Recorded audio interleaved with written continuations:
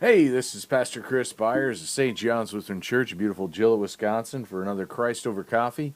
I'm doing a little thing here now. I'm going to see if anybody is maybe will watch live with me here. So if you're watching live, just say hi on there. I'm watching it on my own other unit there, so that way I can see you're on with me. I'll give a little bit of time because I know some have got the announcement, but I know normally I'm not always on where I can see everything going on, and I set this up on time, but I thought, you know what, I wanted to do a little more interaction since I am doing this a little later than normal.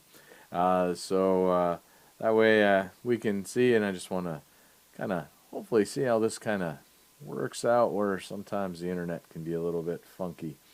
But, you know, one of the big things is I wanted to start out today and just talk about, I went to a conference, and I have a great video I'm going to play for you here in just a sec that kind of talks about this. And just thinking ahead as we look ahead for what we're going to do as a church and what we are thinking about as how we can better impact and reach out to the community.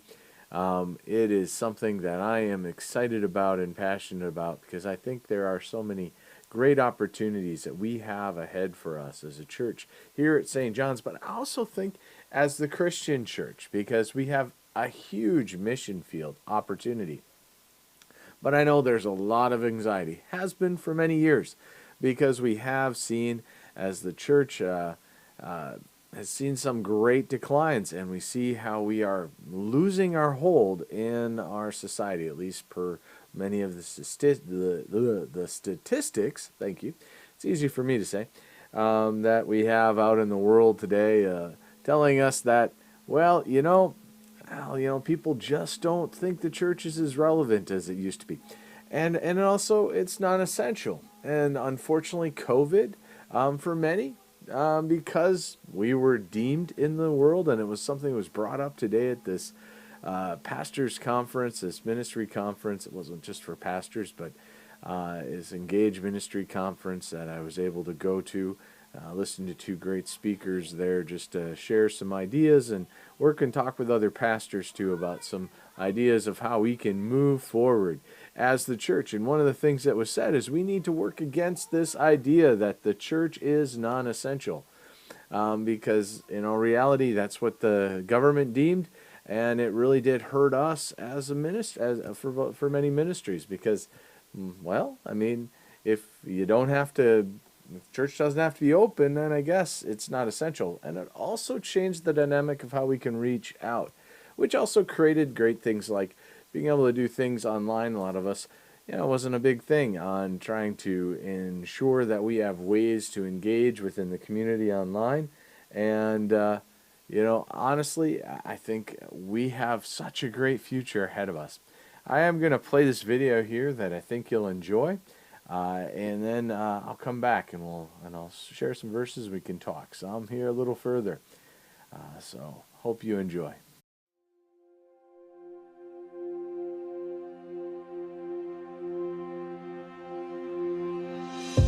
In the midst of uncertainty, our faith can struggle. Our walk becomes labored, our heart heavy. There's something about the unknown which seems to weaken us. It drains our patience and blurs our focus. Yet, in the middle of everything, stands a faithful God. A God who's not swayed by the struggle, who isn't moved by the winds of chaos.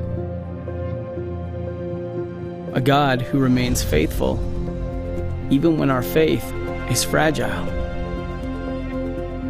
It seems more difficult than ever to not worry about tomorrow. Yet that's exactly what God has asked us to do. For when we cast our burdens on Him, the troubles of the moment begin to fade.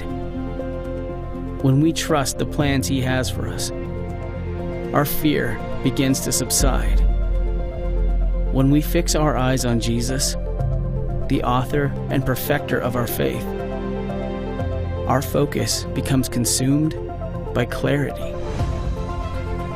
Yes, we are in the midst of uncertainty, but we can be certain of one thing: God is faithful. And that is more than enough for tomorrow.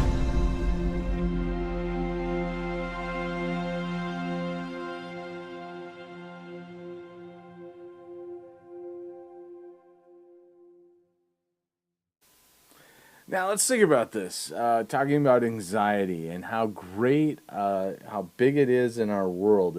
Anxiety is huge, isn't it? When we really think about in our age today, I mean, there are so many things to be anxious about. We can look at what's going on in the world with war and upheavals.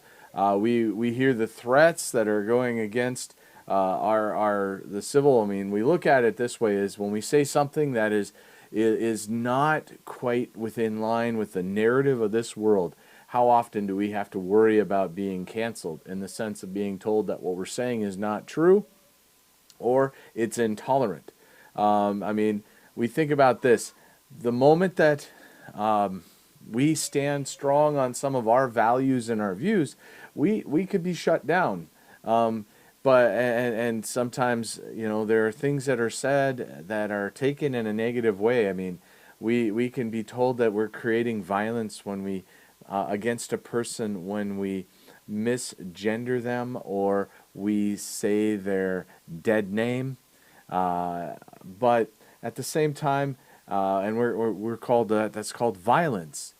And even when we say, well, that's just not in line with the Bible, we're still attacked, are we not? So when we think about these words, when we think about what this world is going to, where this world is going, we have to ask ourselves this question: when is it going to stop? When can we not be afraid any longer? And the reality is, the Bible tells us not to be afraid. We know who is in charge of everything, right? We know who is in charge. We know God has it all in hand. God is in control, and we can turn it to Him. And we don't have to be acting out in fear or saying things that could be against our own stance. We don't need to scream out and cry out against people, but we do speak the word in love. We speak the word in truth. And we should not be anxious. There's so much mental illness issues going on right now, especially because of COVID has just heightened that. The pandemic, you turn on the news, all this dissension, this strife, the divisions we see in this world, it's not benefiting mental health at all. Sadly, we know this week the cost of mental health, especially if sometimes the treatments aren't enough, especially if people just lose hope and they give up. Naomi Judd, I know we lost her to mental health issues.